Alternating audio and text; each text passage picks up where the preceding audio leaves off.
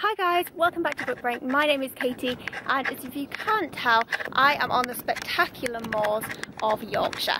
So to celebrate Emily Bronte's 200th birthday, I thought I would bring you on a literary tour of Yorkshire. So we began our literary journey by visiting the lovely traditional village of Haworth in West Yorkshire. The Brontes were born in Thornton, just a few miles down the road, but lived and wrote most of their novels at Haworth Parsonage, which has now been turned into a museum.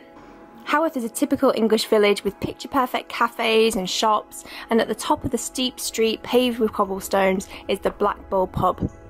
This pub is famous for being visited by Branwell Bronte when he was alive, and unsurprisingly is said to be haunted. It even featured on TV's Most Haunted. Right in the centre there is a school that was built in 1832, where Charlotte, Branwell, Emily and Anne all taught. In the centre of the village there is St Michael's and All Angels Church. This is where all the Brontes, except Anne, are buried, along with their servants and the Haworth sexton and close friend of Branwell Bronte, John Brown, and his daughter Martha. Right next to the church is the Parsonage Museum, which is where the Brontes lived.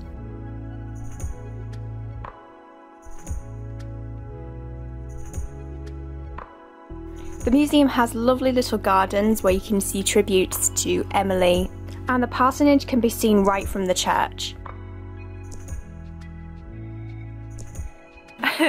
So Mum and I have purchased tickets from the ticket office, so now we're heading into the museum and she's really embarrassed, so I'm not going to film that. But yeah, we have our tickets and we're heading into the museum. Probably the most famous room in the museum is the dining room, because this is where Jane Eyre and Wuthering Heights were written. This is the room the sisters would sit and discuss their writing. The room has a real warmth and snugness about it. It just feels lived in. There are the sisters' belongings littered all over the room. The table in the centre has ink blots from when they used to write, and if you look really carefully there's a small letter E carved into the wood. In the house is also Mr Bronte's study, where he carried out his parish business. The piano he owned was mainly played by Emily and Anne.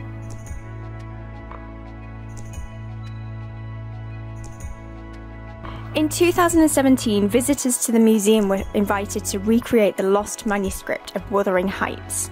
Almost 10,000 visitors copied one line each, and the completed manuscript is now on display to celebrate the bicentenary of Emily Bronte's birth. Each different room in the museum houses personal belongings of the Brontes, their writing desks, their letters and drawings, even some of their clothing and their bonnets.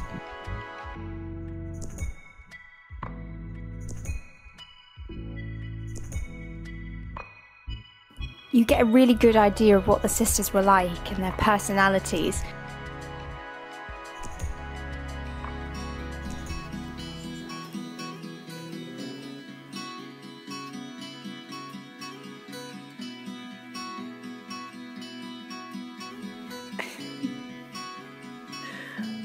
I don't think a bonnet suits me.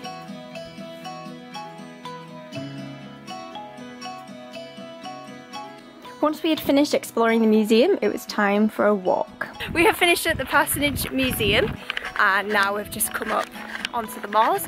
We've changed into our trainers, so we mean business, and see if we can find the waterfalls and a place called Top Withens, which is falling on camera.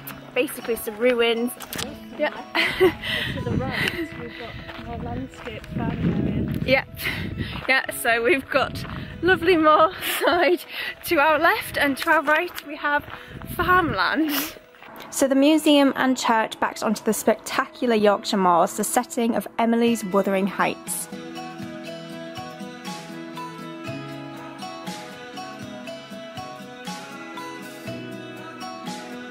We're a bit further up, and because it's so hot today, the sheep have decided to hide in the shade, as you can see, all the way along there and all the way along there.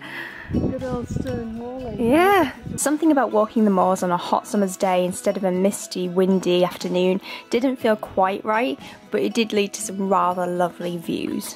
We followed the path, walked for about 2 miles, and then we came across the Bronte Chair.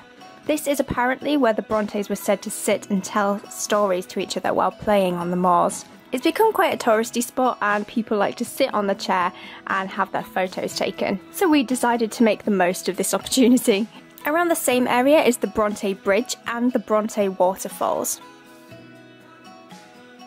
Around this time of year it isn't quite as spectacular, but makes for a fabulous picnic spot.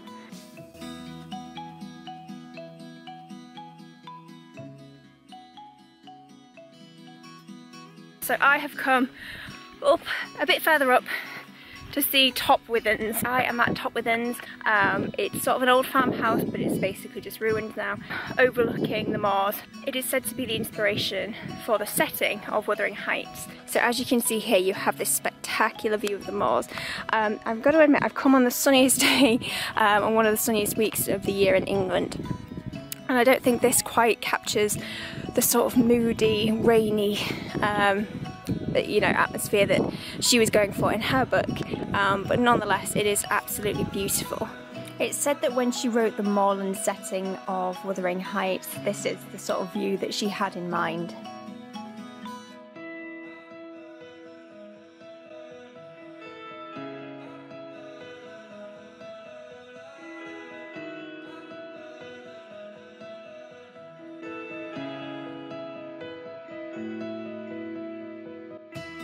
I hope you guys enjoyed the literary tour.